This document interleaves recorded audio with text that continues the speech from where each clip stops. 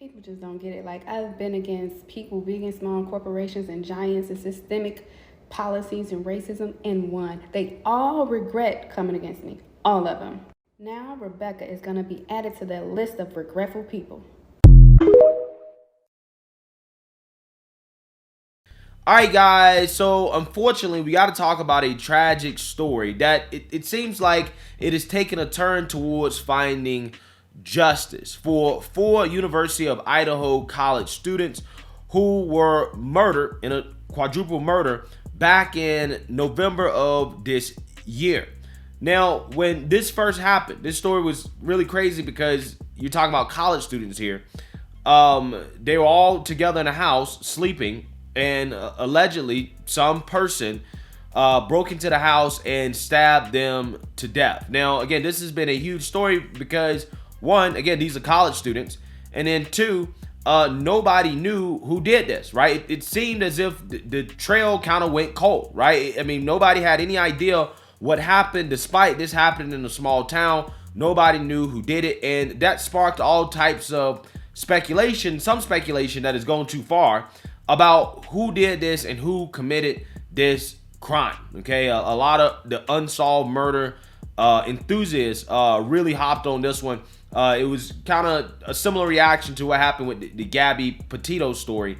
Again, that story went viral because people wanted to know what happened to her. And this video is about some people who I would say probably took their enthusiasm a little bit too far when it comes to this unsolved murder case. So without further ado, I actually want to play a news clip of this incident so that you guys can get a better understanding of what happened and who the suspect is that committed this heinous act, and also kind of his background.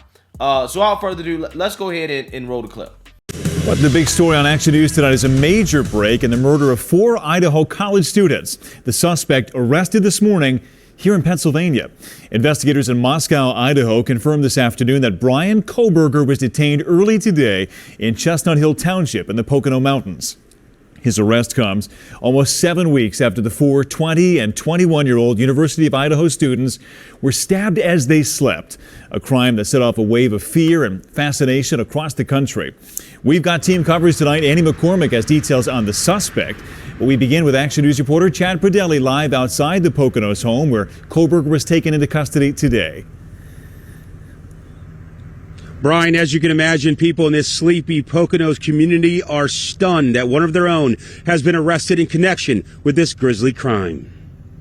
28-year-old Bryan Kohberger was arrested early this morning around 1 at his parents' home on the 100 block of Lambsden. FBI and state police moved in and surrounded the home. A broken screen could be seen in the front yard today. The front door appeared damaged. A neighbor says authorities yelled, "The house is surrounded," before going in and taking the 28-year-old into custody. She asked that we hide her identity. I saw the cops. I saw the SWAT team. We got a lot of scared, like we were scared. Investigators spent nearly 8 hours searching the home for evidence. Idaho authorities had been looking for a white Elantra in connection with the murders, and a neighbor tells us one was towed from the home this morning during the raid. That is one key piece of evidence. The other is the knife.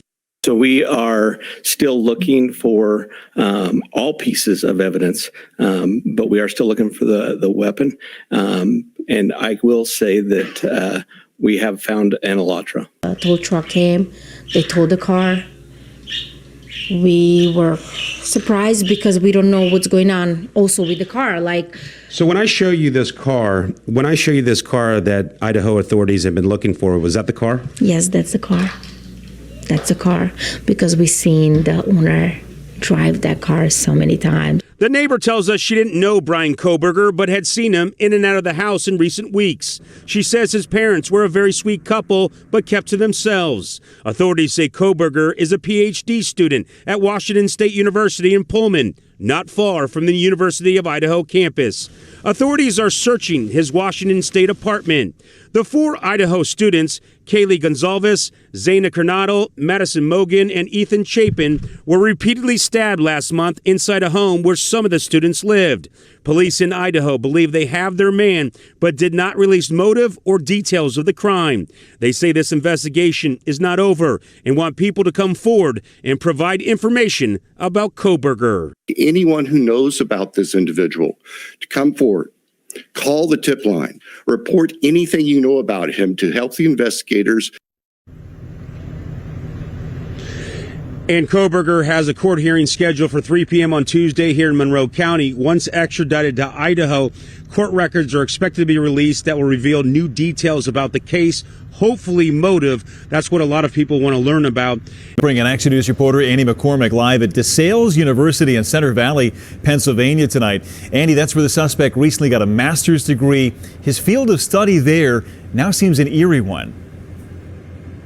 Yeah, Brian, that's right. He completed his undergraduate studies here at DeSales University in 2020, and then he received his master's in criminal justice here just this year. Sources tell ABC News investigators are looking at this Reddit post, actively recruiting criminals as part of a school study to understand the psychology of those who commit crimes. It was written by a user named Bryan Christopher Kohberger and linked to a survey of detailed questions. Yeah, so clearly that is a very, very, very sad story. And I think that the suspect here, in regards to what we know so far, we don't know if he's actually really guilty, but if he is guilty, his motivation seemed to be very interesting, considering how he was at least a student. He's on the way to being an academic, studying criminology, the psychology of criminals. It seems like that is what his interest was in.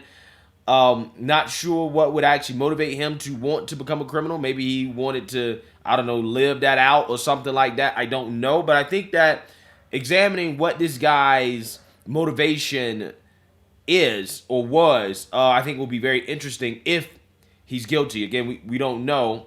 He's been arrested.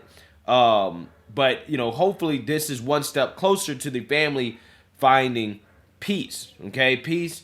In justice. I mean, this is a moment where, you know, I think that the country's thoughts and prayers are definitely with these families who lost their loved ones. But, you know, I know one thing that's not helping here is some of the people who take some of these murder mystery stuff a little bit too far, right? And you see a whole lot of this type of toxic behavior on TikTok. And I want to talk about one story here in particular that is going way too far, which involves a TikTok psychic who uses tarot cards to make predictions. And this lady, for whatever reason, pointed out this one random professor and tried to say that she is the one that committed the murder, right? She's the one that committed the murder for sure.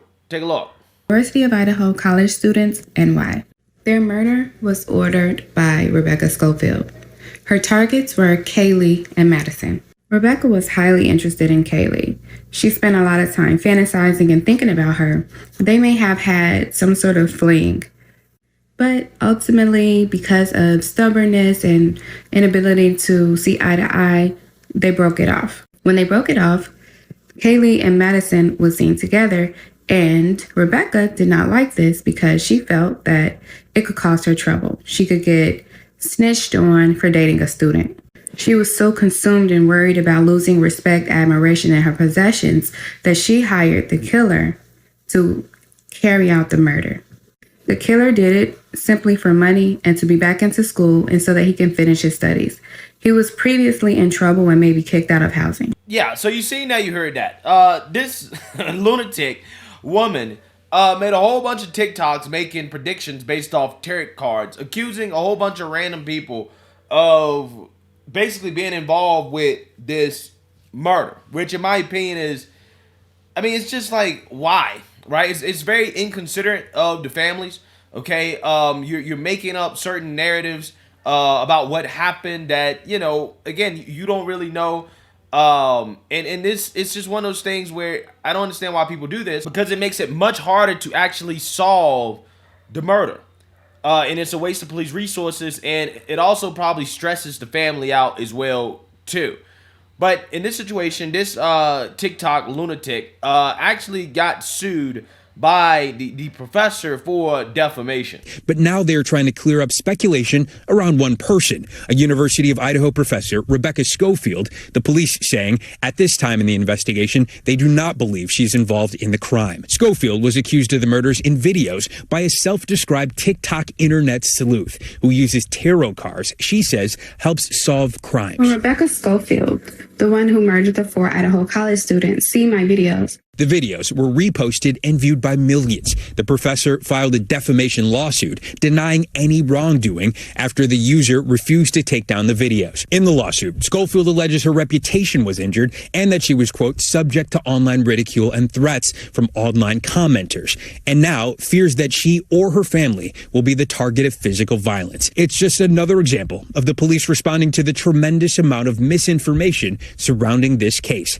They even have a rumor control section of their website. I think rumors always hurt us in an investigation, but it's our job to go back and utilize our resources and to continue to vet those and make sure that all that information is still cataloged so that we have it. Their focus is now on the thousands. Yeah, so what you have here is a situation where, again, you have people who are interested in this murder case taking it too far.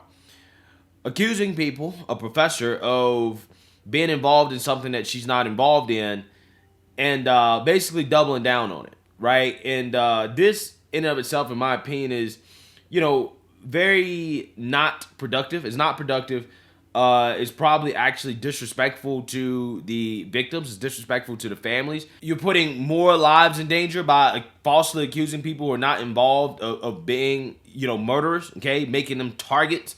Not just for harassment, but for actual real life threats and violence. And it just doesn't help. And ultimately, in the end, you look like a fool, right? You look like an idiot when you do stuff like this, right? Where you falsely accuse people of murder when you have no evidence whatsoever that they are actually involved in the murder. But regardless, I think the important thing here is, just praying for the victims' family, and hoping that they find peace with this situation. It must be incredibly tough to deal with. It's something that, again, shocked this country, and it's a story that hopefully, again, we can find justice. It's just that sometimes I think people take this a little bit too far, to the point where they kind of obstruct justice simply for clout and fame on the internet. Again, the internet is a hell of a drug, and it incentivizes people to act in ways that are just clearly unethical, right? And not very considerate of others and what they're going through. So let me know what you guys think. Make sure you like, comment, and subscribe. Most importantly, share a Black conservative perspective. Peace.